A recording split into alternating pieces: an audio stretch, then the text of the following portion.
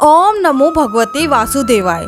स्वागत है आपका हमारे चैनल व्रत कथाएं में। आज हम बात करेंगे परिवर्तनी एकादशी व्रत कथा के बारे में। साथियों, अगर आप हमारे चैनल पर नए हैं तो इसी प्रकार की सच्ची कथाओं के बारे में जानकारी के लिए हमारे चैनल को सब्सक्राइब कर ले और बेल आइकन नोटिफिकेशन ऑन कर ले, जिससे हमारी आने वाली सभी वीडियो आप तक सबसे पहले पहुँचे।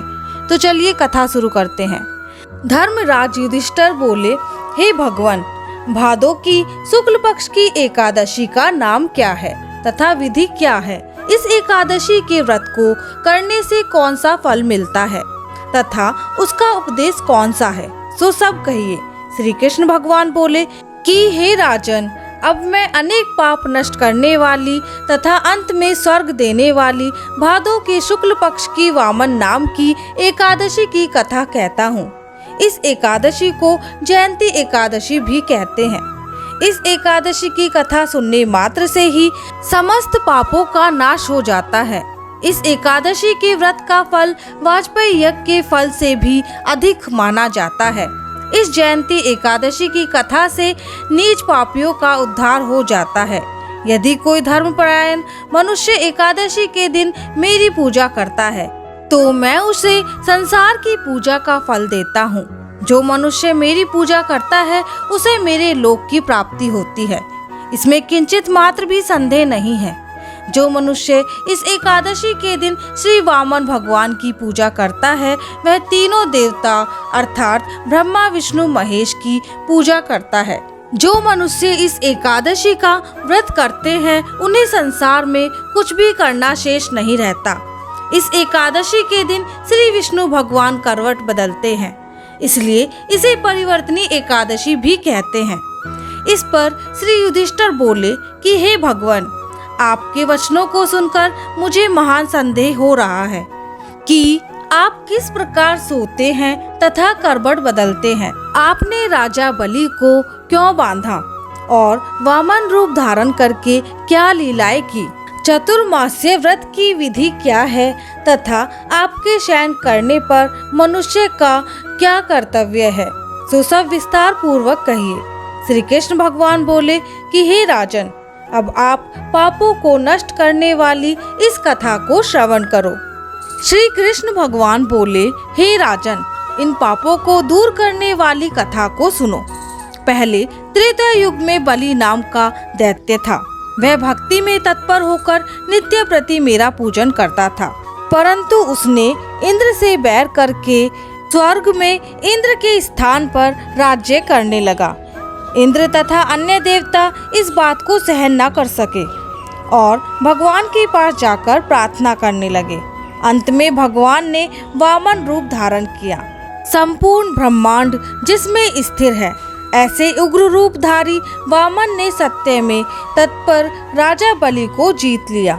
इस पर युधिष्ठिर बोले कि हे जनार्दन, आपने वामन रूप धारण करके बलि को किस प्रकार जीता, सो सब सविस्तार समझाइए।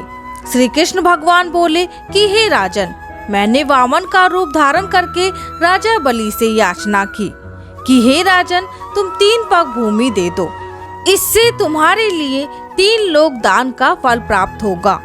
राजा बलि ने इस छोटी सी याचना को स्वीकार कर लिया और भूमि देने को तैयार हो गया।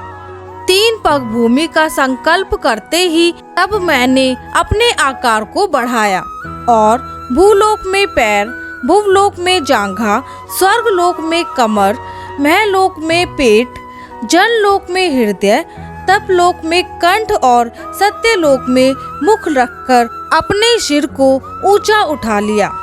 उस समय सूर्य, चंद्र, नक्षत्र, इंद्र तथा अन्य देवता आदि शास्त्रानुसार मेरी स्तुति करने लगे। मैंने एक पैर से तो पृथ्वी नाप ली और दूसरे पैर से स्वर्ग नाप लिया। फिर मैंने राजा बलि से पूछा कि हे राजन, अब मैं तीसरा पग कहाँ रखूं? इतना सुनकर राजा बलि ने अपना सिर नीचे झुका लिया। उस पर मैंने अपना तीसरा पग रख दिया। फिर मेरी पूजा करने वाला बलि राजा पाताल को चला गया। उसको नर्म देखकर मैं प्रसन्न हो गया और उससे कहा कि हे राजा, मैं सदा तुम्हारे समीप रहूंगा। भादो की शुक्ल पक्ष की एकादशी को परिवर्तनी नामक एकादशी के दिन मेरी एक प्रतिमा राजा बलि के पास रहती है और एक क्षीर सागर में शेषनाग पर शयन करती है। इस एकादशी को विष्णु भगवान सोते हुए करवट बदलते हैं। इस दिन त्रिलोकी के नाथ श्री विष्णु भगवान की पूजा की जाती है। इसमें चावल और दही सहित रूपा का दान दिया जाता है। इस दिन रात्रि को जागरण करना चाहिए। इस प्रकार व्रत करने से मनुष्य समस्त पापों से मुक्त होकर स्वर्गलोक को जाता है। जो इन पापों को नष्ट करने वाली कथा को सुनते हैं उन्हें अश्वमेघ यज्ञ का फल मिलता है। बोलो विष्णु भगवान की जय।